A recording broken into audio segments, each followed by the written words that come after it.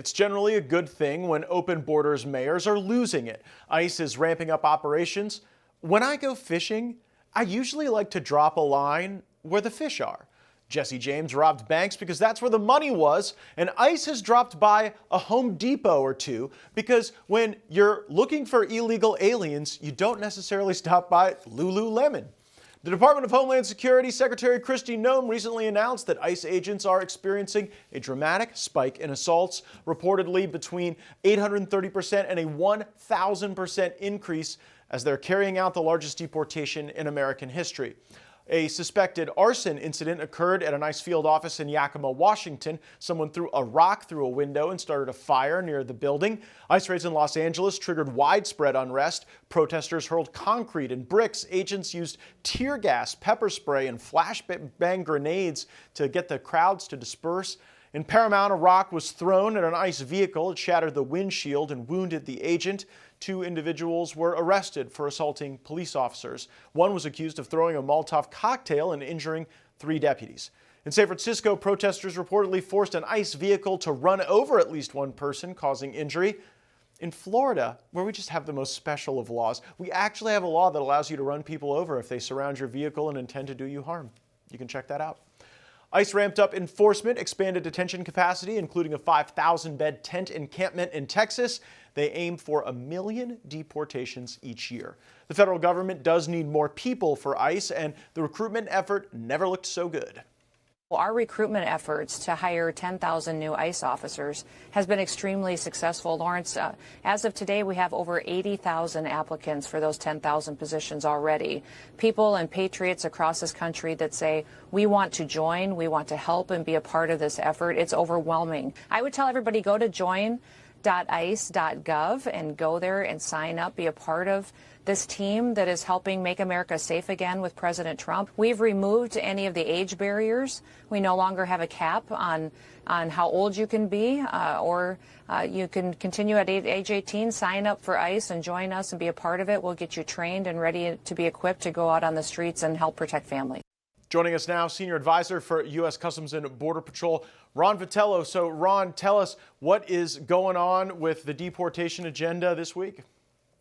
Well, more of the same. We're scaling up because of the resources that are provided ICE in the big, beautiful bill. We're going to continue to do what we're doing on the border, and then they're going to scale up their capacity as well as add boots on the ground, right? They've got 10,000 net new. CBP is going to get 8,000 net new, and then they're going to expand the detention capability, which is going to be really important.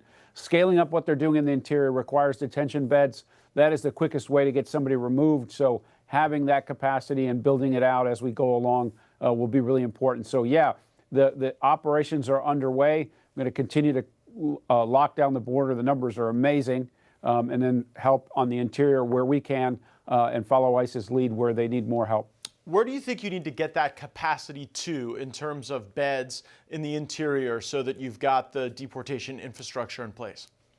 The director and his team are talking about 100,000 new beds. And by example, you know, it was funded in the last Biden budget had them at 35,000. So it's a huge increment to give them the capability that they need. And to what extent are you going to leverage more state partnerships like we've had in Florida and in Texas so that states with the capacity to help you produce more beds will be able to participate as partners?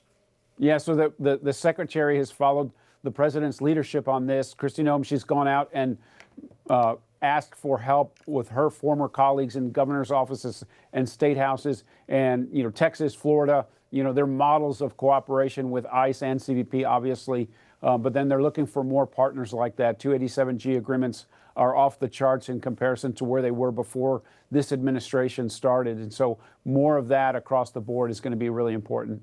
Yeah, it seems to be the best way to get that force multiplier, and we've seen in the states that have really chosen to be partners a renewed interest in the federal government as a teammate, because I heard in Congress all the time previously when you had a state like Texas or Florida wanting to do the right thing, they often had their hands slapped away by the federal government. And so I think wherever people are on the political spectrum, you want to see your state government, your federal government working together. Now, there are places where that's not happening. We saw LA Mayor Karen Bass more critical of the department than ever. What kind of message does it send to the people who are on the border securing our country and engaged in the internal enforcement of our laws to have such recalcitrance from some other local officials?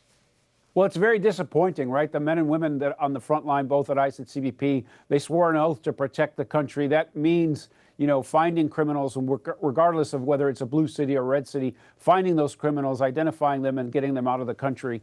And people like her, she knows better. She was in the House. She understands how this gets funded. She understands what authorities ICE is exercising. But she wants to qualify it as something that only Donald Trump does, or that the people that do it are somehow, not worthy of her respect as law enforcement officers.